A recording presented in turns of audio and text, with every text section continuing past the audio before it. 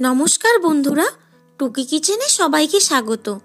আজ আমি আপনাদের সঙ্গে বাঁধাকপি দিয়ে খাস্তা কচুরি শেয়ার করব।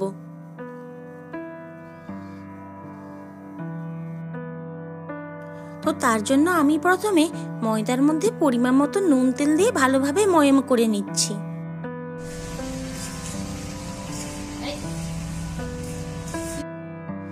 ময়দা যখন ভালোভাবে ময়ম হয়ে যাবে, এইরকম ভাবে হাতে মুঠো করলে মুঠো হয়ে যায়, তখন একটু একটু করে জল দিয়ে ময়দার একটা ডো তৈরি করে নিচ্ছি। আর আপনাদেরও একবার এভাবে বাঁধাকপির খাস্তা কচুরি তৈরি করে খাওয়ার অনুরোধ রইল। একবার তৈরি করে খেয়ে দেখবেন, অসাধারণ খেতে লাগে।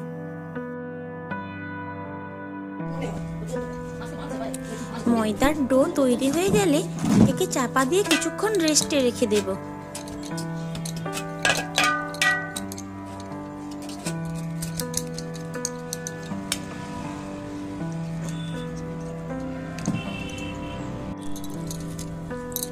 আর পুর তৈরি করার জন্য একটা বাঁধাকপি নিয়ে তাকে ভালোভাবে ধুয়ে সরু সরু করে কেটে নিতে হবে।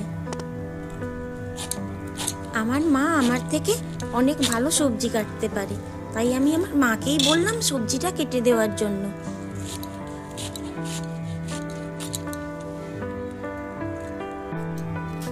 তো আমার মা কিভাবে বাঁধাকপিটা কাটছে আপনারা দেখে নিন। খুবই সরু সরু করে কাটতে হবে এটা। আবার সরু সরু করে কাটার পর সেই অংশটাকেও আবার কুচি কুচি করে কাটতে হবে। আমার ভিডিও যদি আপনাদের ভালো লেগে থাকে তাহলে প্লিজ চ্যানেলটিকে সাবস্ক্রাইব করে পাশে থাকা বেল আইকনটি অল করে দিয়ে আমার সঙ্গে থাকবেন। আপনাদের সাপোর্টেই আমি নতুন নতুন ভিডিও বানানোর উৎসাহ পাবো।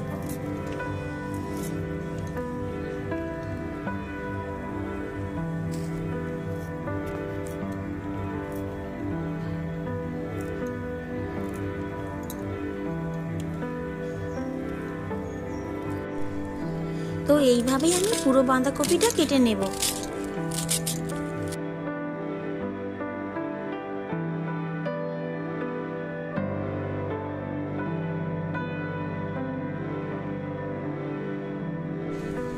বাঁধাকপির পুর বানানোর জন্য আমি কড়াই গরম করে কড়াইয়ের মধ্যে দিয়েছি সাদা তেল 2 চামচ।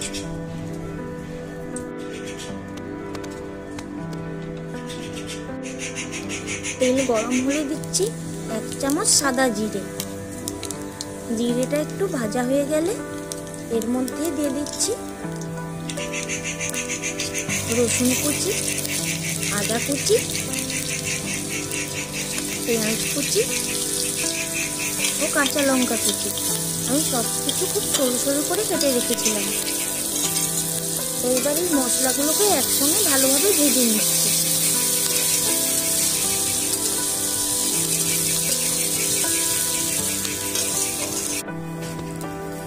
মশলাটা ভালোভাবে ভাজা হয়ে গেলে আমি এর মধ্যে কেটে রাখা বাঁধাকপিটাও দিয়ে দিলাম। এবার এটাকে মশলার সঙ্গে মিশিয়ে ভালোভাবে ভেজে নেব।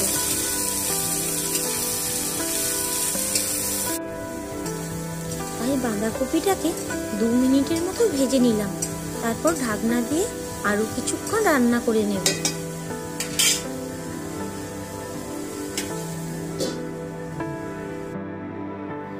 আবারও ঢাকনা খুলে দিলাম। বাঁধাকপি থেকে অনেকটা জলও বেরিয়েছে। এইবার বাঁধাকপির মধ্যে দিয়ে দিচ্ছি 1 চামচ ধনে গুঁড়ো আর 1 চামচ হলুদ গুঁড়ো।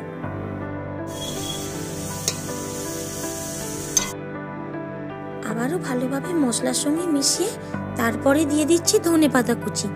ধনেপাতা কুচিটা একটু বেশি পরিমাণেই দিয়েছি। এবার ধনেপাতা কুচিটাকেও বাঁধাকপির সঙ্গে ভালোভাবে মিশিয়ে নিলাম।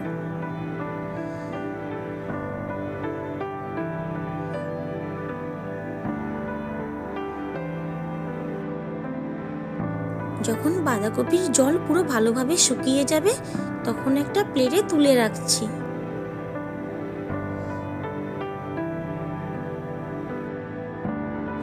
এইবার এই কপিটার মধ্যে দিয়ে দিচ্ছি 1 চামচ ভেজে রাখা জিরে গুঁড়ো আর পরিমাণ মতো বিট লবণ। আমি এখানে সাধারণ লবণের পরিবর্তে বিট লবণ ব্যবহার করেছি। বিট লবণ ব্যবহার করলে এর টেস্ট অনেকটাই বেড়ে যায়।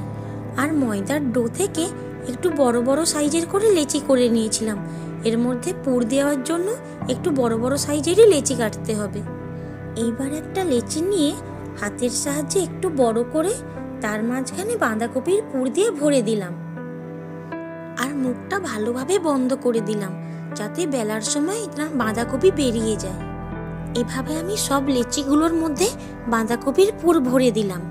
আর আপনারা যদি হাতের সাহায্যে টেনে টেনে না বড় করতে পারেন, তাহলে একটু রুটির মতো বেলে তার মধ্যে বাঁধাকপির পুর দিয়ে মুখটা ভালোভাবে বন্ধ করে নিলেও হবে।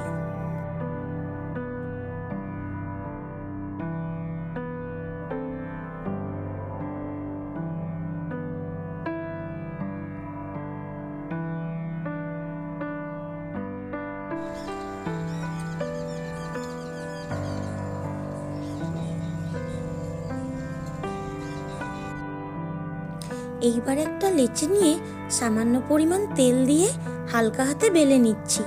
খুব জোরে বেললে বাঁধাকপির পুর ভেতর থেকে বেরিয়ে যেতে পারে, তো এগুলি হালকা হাতেই একটু বেলতে হবে। আর এই লুচিগুলো খুব পাতলাও হবে না, মিডিয়াম সাইজের করতে হবে। আর আমি এভাবে সমস্ত লুচিগুলো রেডি করে নিলাম।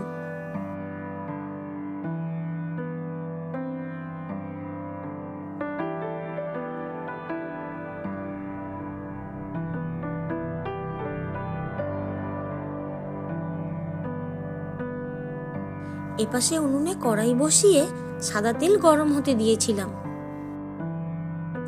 তেল গরম হলে একটা একটা করে লুচি ভেজে নিচ্ছি। একটু হালকা আঁচে লুচিগুলো ভালোভাবে ভেজে নিতে হবে।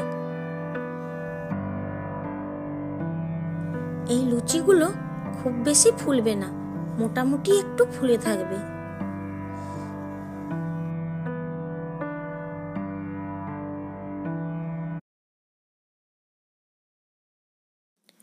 একটু বেশি তেল দিলে একসঙ্গে 2-3টে লুচিও ভাজা যেতে পারে, এতে কোনো অসুবিধে নেই। আর আমি এইভাবেই সমস্ত লুচিগুলো ভেজে নিচ্ছি।